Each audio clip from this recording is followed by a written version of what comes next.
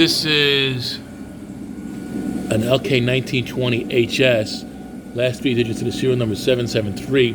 What we've done was this is another one that we've taken the machine and rebuilt it and put the new control box on here. So we have that type set up here. We put the new motor, we put some new valves and stuff on here, and basically refurbished this machine to make it work. And we're going to use this for drapery.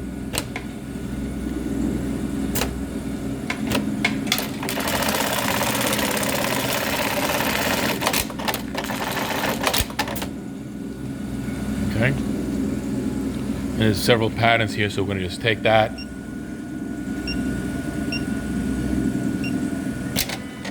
then the straight line tack.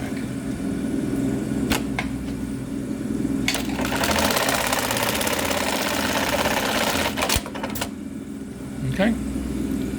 So basically we've taken a machine that's probably about 20 years old and updated it with new control box, software, and motor.